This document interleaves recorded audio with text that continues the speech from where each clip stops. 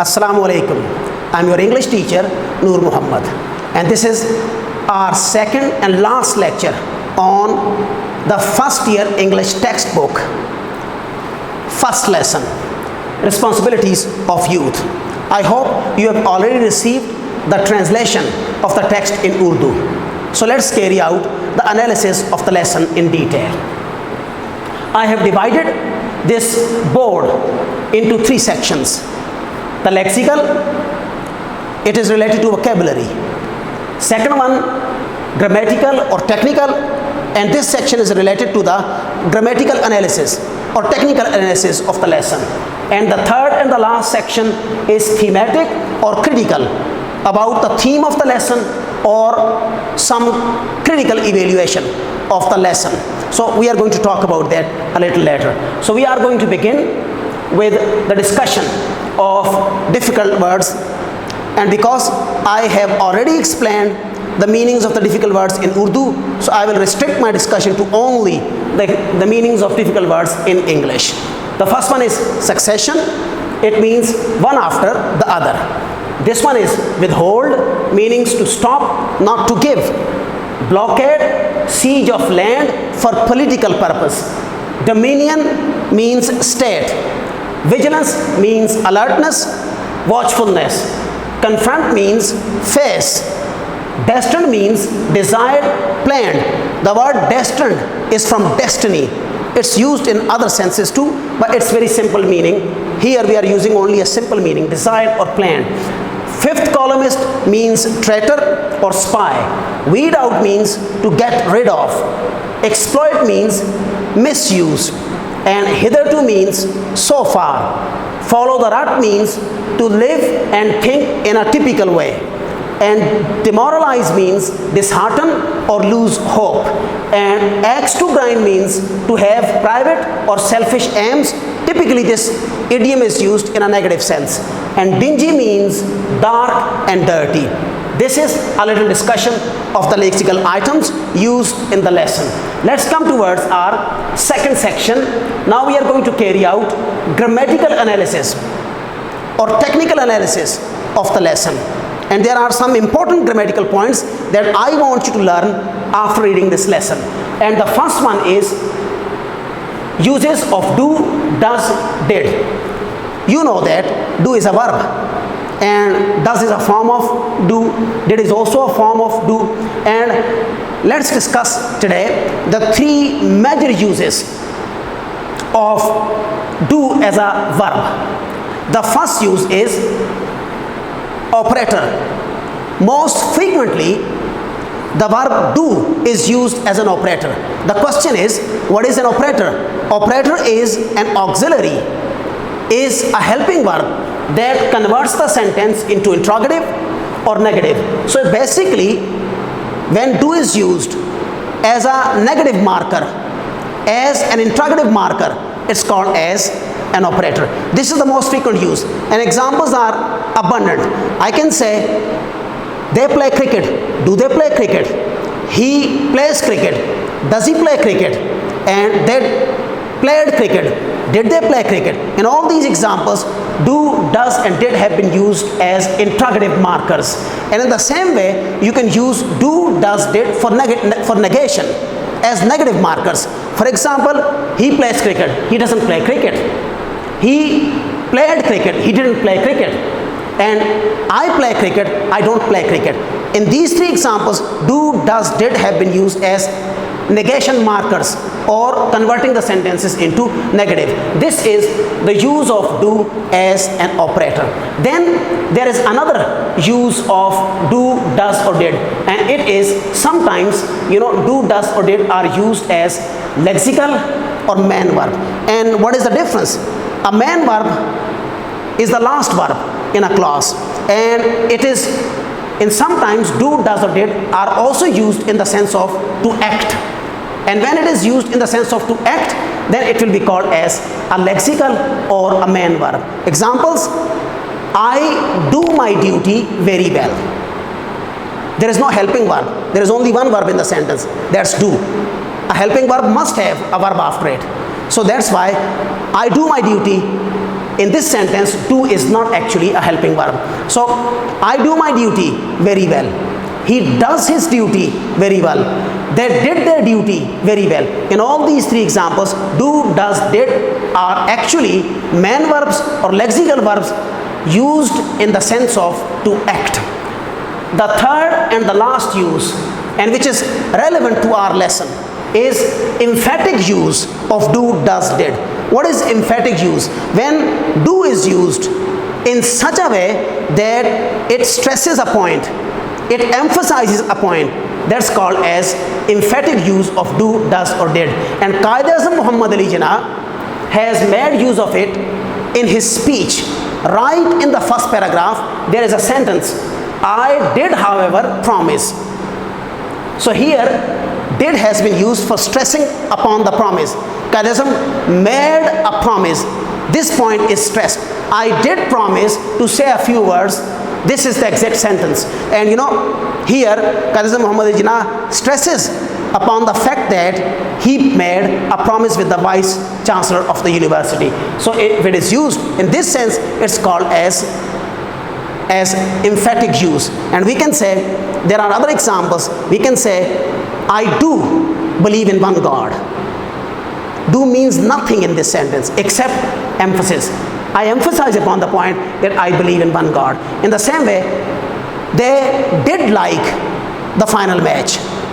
So did means nothing except for liking of the match. So stressing upon the fact that the match was, the final was liked by them. So these are the three uses of do, does or did. This next discussion related to your lesson is anaphora and cataphora. What is anaphora and cataphora? Anaphoric use of words or cataphoric use of words. So it's very simple to understand. Sometimes a word is used, and typically a pronoun is used in such a way that it makes a reference to the previous word or phrase.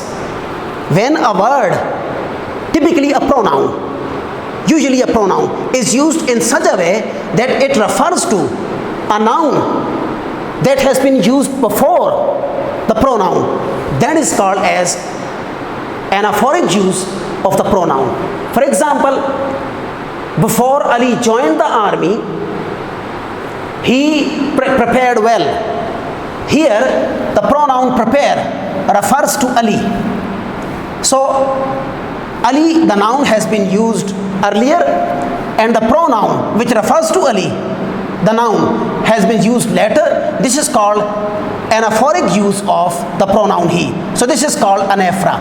When a pronoun refers to a word or phrase which is previous, which comes before. So this is, what we call as anaphoric use of pronoun. And the other one is cataphora or cataphoric use of noun, pronoun or any other word. But typically these are pronouns. Reference to the following word or phrase. It's the exact opposite of anaphora. That sometimes a word, typically a pronoun, is used before the noun to which it refers So, for example, and here is an example from your textbook. Thwarted, Qaid-e-Azam Muhammad Ali Jinnah uses it. Thwarted in their desire. It's a long sentence. Thwarted in their desire, and our enemies, he uses later on. So clearly this is personal determiner, and it refers to our enemies, which has been used later on. So you can consult the book for the full example. So there refers to our enemies. So there has been used earlier, and our enemies to which it refers has been used later. This is called as cataphoric use of a word. A determiner, personal determiner, a pronoun, or even a noun. So this is the second example. So I hope you have learned the difference between cataphoric use of words and anaphoric use of words. Let's talk about transitional devices now. What are transitional devices? Kids, let me explain it. Use of language requires ability on the part of the speaker, ability on the part of the writer to be persuasive, to be convincing, to be having the ability to catch the attention, the focus of the readers or listeners. For being persuasive, for being convincing, speakers and writers use different techniques. They use different devices, and one of such devices is transitional device or transitional devices. What are transitional devices? Transitional devices, as written here, are words or phrases that help carry the thought from one sentence, paragraph, to another sentence, paragraph. What does it mean? I mean, when a writer expresses ideas, he has lots of ideas, and he shifts from one idea to the other idea, the other to the other, the other to the other. He keeps on shifting ideas. He keeps on shifting from one idea to the other idea, and he has a series of ideas. So, but he needs to maintain a connection, a logical link between different ideas to be more logical, to be more convincing, to be more persuasive. And the writers use certain techniques and for maintaining this logical coherence, this logical link. And one of such techniques is called as transitional devices. For example, Qaid Muhammad Ali Jinnah uses the word however, first of all, on the contrary, thus, therefore, firstly, hitherto. Of course, these transitional devices have been used abundantly by Qaid Muhammad Ali Jinnah throughout the lesson to interweave the sentences, the paragraphs, the thoughts that he expresses, the ideas that he expresses, to make his speech logically interconnected, coherent, and persuasive and convincing. This is something that you need to keep in mind. So I hope you would be able to, I want you to carry out analysis of the lesson and find out more transitive devices used by Qaid Muhammad Ali Jinnah. Then the fourth thing that I want to draw your attention to is metaphor. What is a metaphor? There are many definitions of metaphor, but I would like to give you a very simple definition of metaphor. Metaphor is a figure of speech in which one thing is called as another. Calling one thing as another is called metaphor. So metaphor is no doubt a comparison, but in this comparison, one thing is called as another. So this is very simple explanation. For example, if I say Ali is a lion, you are calling Ali as a lion. That's clearly a metaphor, calling one thing as another. You call a tall man, you describe a tall man as a tower, electricity pole. That's clearly calling one thing as another. That's also a metaphor. Qaid Muhammad Ali Jinnah has used metaphors in the speech too, and there are two metaphors, but they are not as simple as were the metaphors that I gave you as examples. So shackles of slavery, this is first metaphor. Battle of life is another metaphor. So Qaid Muhammad Ali Jinnah compares slavery with shackles.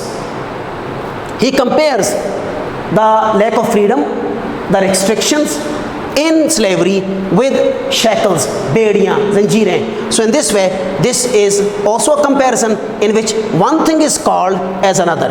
And battle of life, Qaid Muhammad Ali Jinnah compares and calls the difficulties, the struggles, and the challenges of life as battle. He calls struggles of life as battles, as battle. So this is how we can say he makes use of metaphor, that he is calling one thing as another. So these are the two important metaphors, and I hope you will remember, calling one thing as another is called as metaphor, whatever may be the use, actual use, but the basic concept is the same. So finally, we are going to discuss idiom.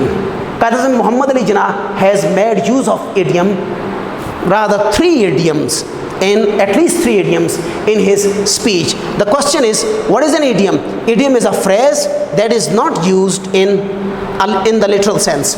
So, I mean, when you do not use a group of words in dictionary meaning, that's called as phrase. That's called as idiom. So idiom is a phrase, a combination of two or more than two words, not used in their dictionary sense, not used in their literal sense. That's called as an idiom. For example, follow the rut. So far you have been following the rut. That's the sentence that Qazi Muhammad Ali Jinnah uses in his speech. So he says, follow the rut. Literally it means follow a path. But here he means to live life with a typical approach. Live in a, as I have just explained it, to live and think in a typical way, in a narrow-minded fashion. So that's called as follow the rut. And fifth columnist is another metaphor used by Qazi Muhammad Ali Jinnah. There is a long history of this idiom, not metaphor, idiom. There is a long history of this idiom, fifth columnist. It's taken from the Spanish Civil War. I'm not going to talk about that. I may talk about that in your actual, real, in-person classes. So fifth columnist, literally it means, column means not only the sutoon, column also means a line of tanks, for example. Fifth column, the fifth line, but here it has been used in the sense of traitor, spy, or hidden enemies. So this is also an idiom. Have one's own axe to grind. So what does it mean? Have, literally axe means kulhadi, grind, you understand that very well. So axe to grind has not been used in literal sense. Here it has been used in metaphoric sense, and it's an idiom, remember, non-literal figurative sense. So what does it mean? To have, as I have just told you, to have private or selfish aims. So this is how we can understand the concept of idiom, and this is how Qazi Muhammad Ali Jinnah has actually used idioms in his speech. This was grammatical and technical, a little grammatical or technical discussion of the lesson, technical points or grammatical points in the lesson. Let's come towards the last section, thematic and critical. So we have abundantly discussed theme of the lesson. There is no need to talk about that in detail again, but still I can say that there are three main points of the lesson, three thematic strands of the lesson. The first one is difficulties faced by Pakistan at the time of its creation. Killing of Muslims, problem of refugees, holding of financial assets, and finally blockade of Bengal, East Pakistan. These were the four. And then Qaid's caution to the youth about the serious nature of their responsibilities. Qazi Muhammad Ali Jinnah warns and cautions the students of the Dhaka University that they had great responsibilities to carry. So this is another thing that you need to keep in mind. So, and the third one is Qaid's advice to the students about the choice of their professional career. Qazi Muhammad Ali Jinnah tells the students, advises the students not to go for government jobs only.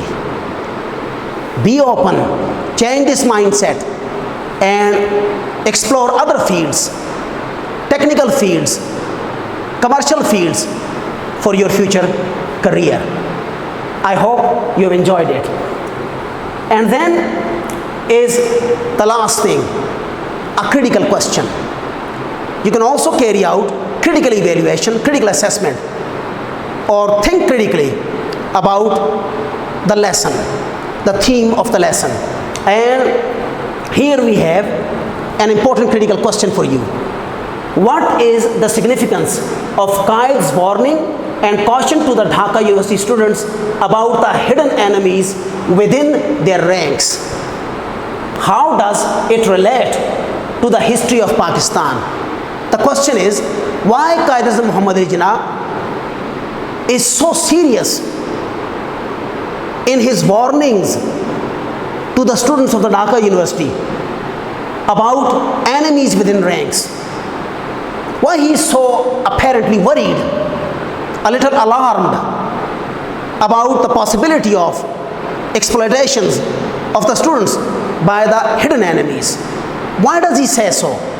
Is there any background to it? Did Quaid-e-Muhammad Jinnah fear it for a reason? What was the reason? What is the cause?